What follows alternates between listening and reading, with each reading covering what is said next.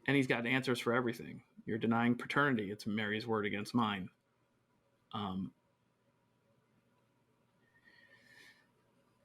He knows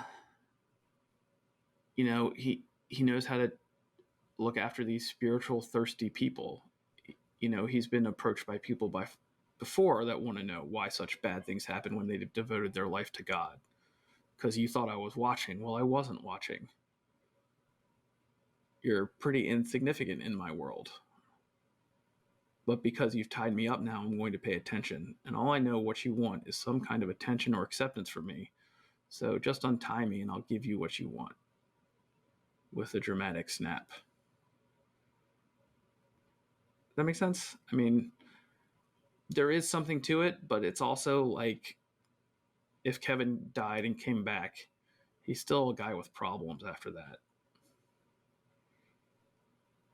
Right? Well, Kevin is, yeah, but this guy is like... Wait, are you saying because Kevin has problems, it kind of renders this guy's appearance, like, invalid?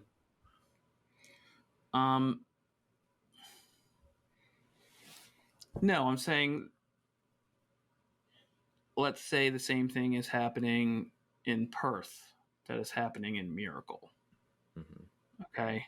And for some reason, a chosen person is killed somehow, but is somehow saved by a well draining or some limb not being broken that they thought was broken, or, I mean, if there's a couple people in the world that are capable of this power and able to go on some astral plane where they run into each other randomly, he's also in the karaoke bar, same guy.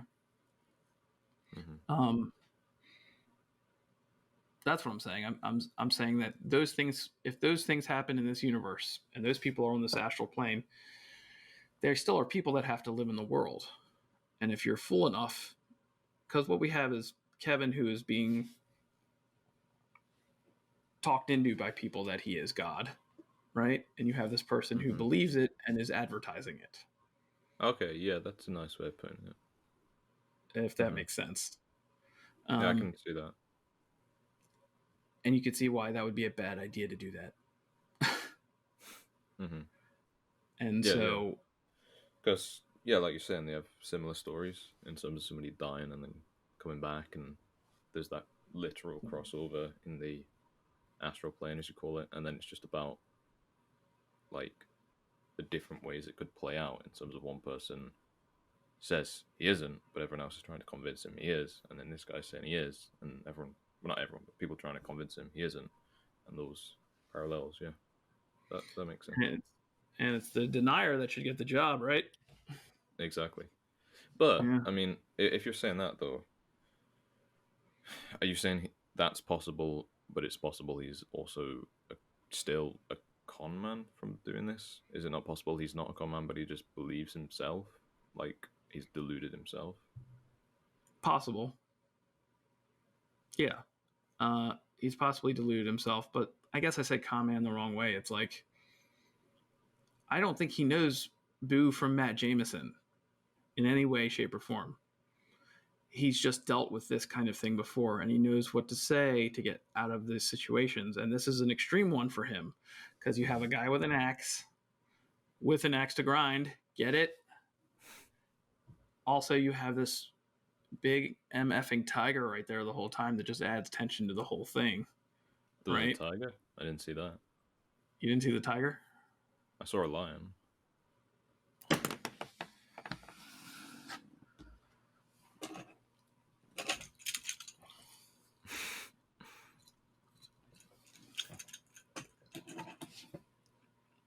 You've been watching too much Tiger King, haven't you? I did watch Tiger King once. I don't really have much to say about that, even though when I was doing research on Frasier,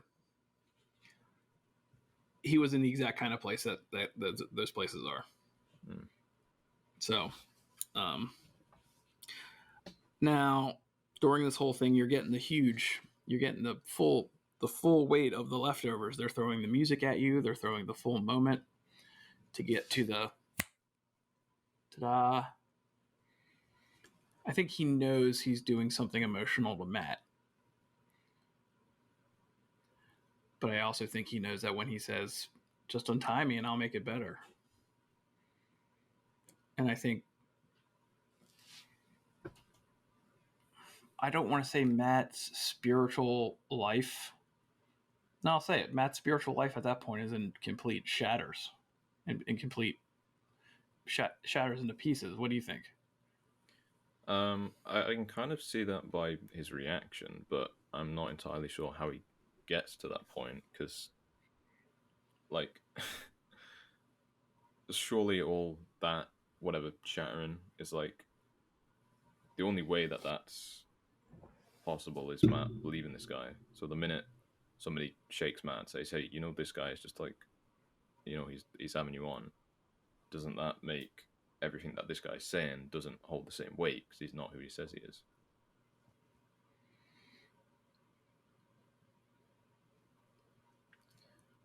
Matt substituted him for God completely to get his answers. Yeah. But he's not God, so those aren't God's answers. Right. But I think, yeah, but I'm saying Matt used him as an analog for God. Right, but I'm saying that in itself is like a mistake, because this Sure. is just you've only just met this guy. Like, why are you doing that? There's no need to do that. No? I think Matt is having an argument with himself more than anybody else about what's important to him. And how important is it? Because he says, you know, God says to him, you're doing these things for yourself. You weren't doing these things for me. And I think there's some truth in that. And I think he took that away from it. And he saw the futility in what he's doing, right? And trying to get Kevin to come back to Miracle. Anyway, what is it exactly that makes him see, like, why that is futile? Because I agree that he obviously does think that afterwards, but, you know, which part of that conversation triggers that? I think him actually saying out loud all the things he's been thinking. I've given my life to you, to the service of you, and what I've gotten for it is my wife has left me and I'm dying. My wife and child have left me and I'm dying. Kind of, is it Jobish? In a way? I mean, maybe. Yeah. I think just saying it out loud, maybe he realizes what he wants is to be home. What he wants is to get with Mary and Noah, and with what time he has left, focus on those things that are really important. I hope. That's what I think is happening here. I think that I just think saying it out loud. I think saying it out loud to clarify, you know, what he really wants. And maybe he's chasing these Kevinism circles. It's just another form of what he was doing before. And maybe it hasn't led him great places, and it's time for a change. Yeah, maybe. I mean, while you were saying that, though, it occurred to me that a lot of his, the conversation, it was very biased towards, I guess you'd call it like recency bias, because it's about what's happening now, and like, oh, I've devoted my life to you, and now I'm like dying, and my wife's left me, and all this. But I mean, like, you kind of zoom out a little bit, and don't be so like focused in on that moment. And it's like, well, yeah, but also, dude, your wife woke up, and you got a son, and you were the one who made them leave. Like, nobody did that. That was your choice, you know? And I don't know, I don't think you can pin that on whoever he's pinning it on, whether it's this guy or himself or who he thinks he's talking to. But, like, I do think it's slanted towards, like, I don't know, he's just sort of misrepresenting what's going on. I think everybody misrepresents what goes on to them from their point of view. And if you could see it from a bird's eye view, it wouldn't be your point of view. Mm-hmm. So maybe it's good to have those people. I really like the fact that, and we'll get to it in a minute, the way he thanks them for being with him when they're on the dock. Mm-hmm. And I think he realizes that was kind of the more important part. He went through something inside of his brain and his head that changed him. Mm-hmm. So, I mean, I guess I can't articulate exactly what it is, and that's kind of some of the problems I have with this season of the show. Sometimes they're harder to talk about because some things crazy stuff just happens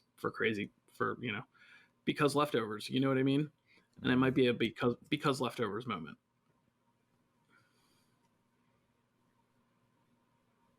Don't agree? Agree? Maybe. Or because I'm losing track of where we even are right now. Yeah. Okay. All right. Cool.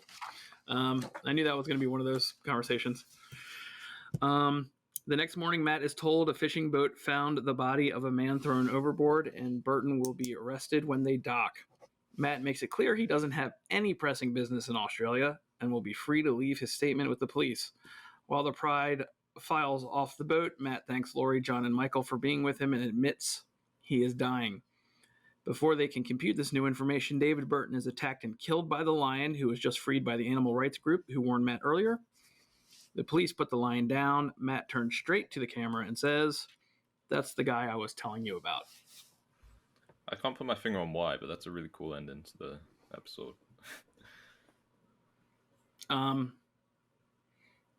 This man, who I believe is a con artist, right?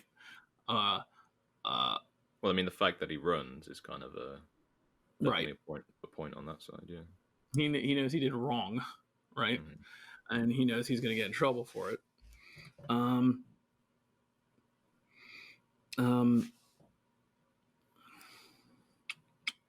The line is like what I lost my train of thought too. You said it was a really cool ending, right? So the ending, the line gets, so these people that are taking this line around, they kind of get theirs too, because their line escapes and kills someone and gets shot, right? I just want to say that, like, Amy Brenneman's reaction to the lion eating him is great. I hate to say she's a really good actress. Again, she's a really good actress. But it's Matt Jameson turning to the camera. He's talking right to the camera. He's supposed to be talking to Laurie, John, and Michael, saying, "That's the guy I was telling you about. That's the guy in the red hat that threw the guy off the boat." But he's talking to us. He's talking to us, saying, "This is this Godfellow I've been telling you about for 3 seasons." Did you catch that? Like, did you catch that double meaning right when he looks at the camera and says that? Because that's pretty obvious to me.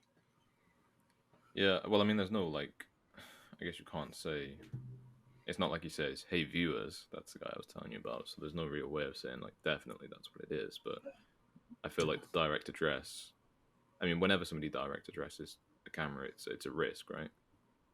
Sure.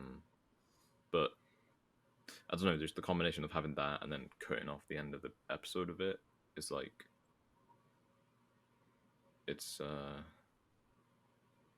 just a good combination. It hits you with the direct address and then takes it away. But in terms of what you're saying, I guess it's hard to argue with that. Yeah. But, I mean, did you get this understanding that Matt's a changed person now? Well, definitely, yeah, because obviously there's a few indicators of that. You know, he's open with Laurie about what's happening, and he doesn't have any pressing business in Melbourne. And then obviously, I don't know, this ending scene.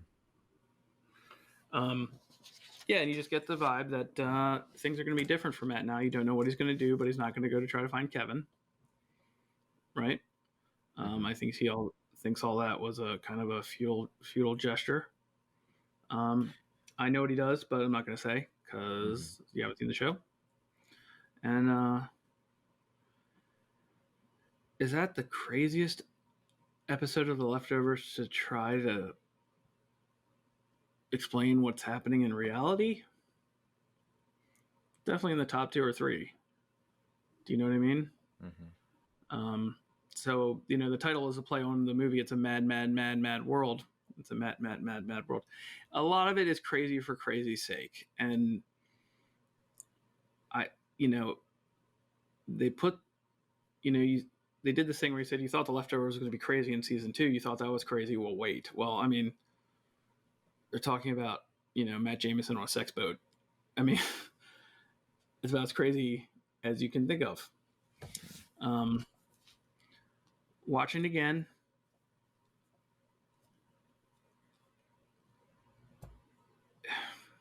trying to figure out where it ranks for me in the episodes of the season. And I think this and the Kevin Senior episode are kind of there on the bottom together in the bottom of the episodes for me in the season. Like I said, when it's not great, it's still better than anything I've ever seen. But it definitely gets everybody to Australia, right? Like everybody's in Australia. Well, I don't know about Tommy, but I guess he's not important enough. No comment. Yes. I like Tommy. Everybody likes Tommy. Tommy had a lot of action this season. He shot Dean in the head, doing all right. But yeah, at this point, we are in the process of knocking down our characters. We see Matt again for sure, but we've had the last Matt Jameson episode of The Leftovers.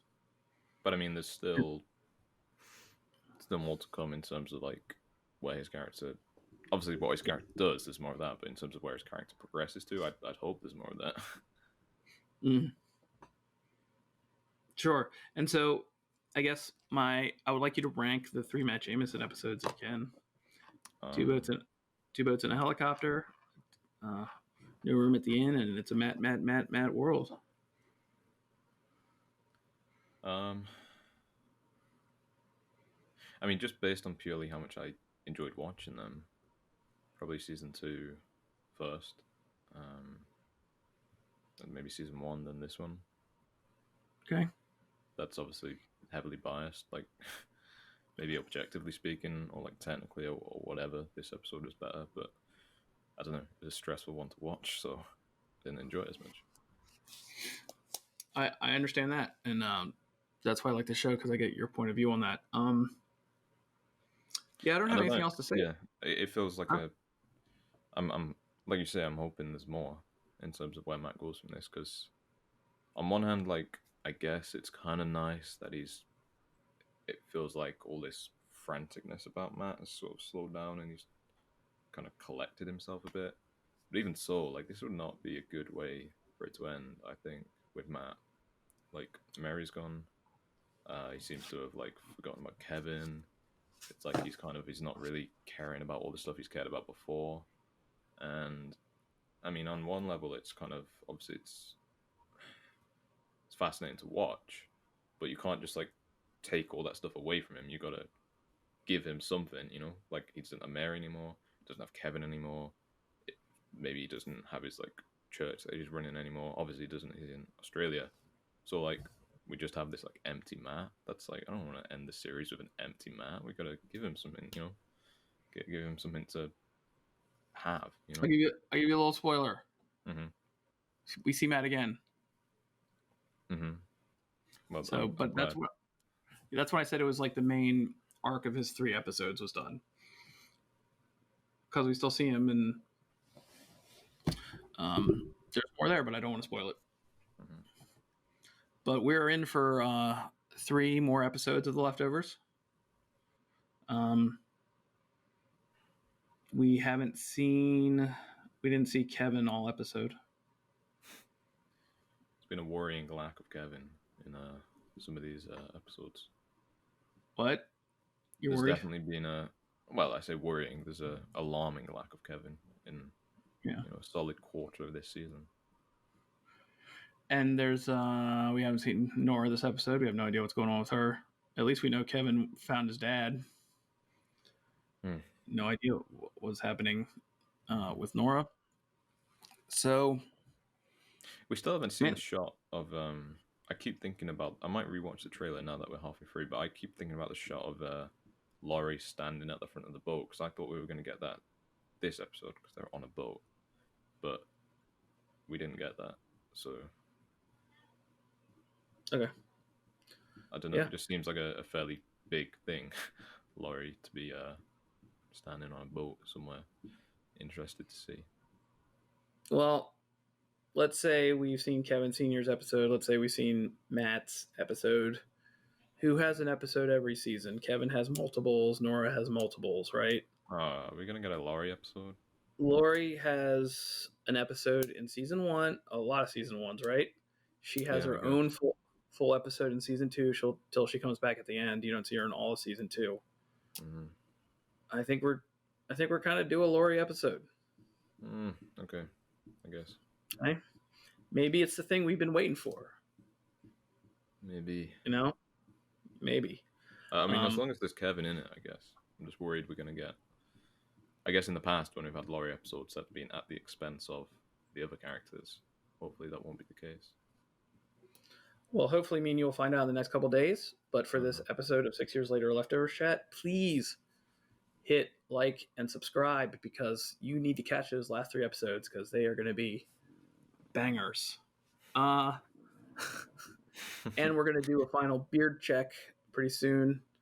And if you're still the one benefit of this season having gone on for a bit is giving us a bit more time to cover that ground.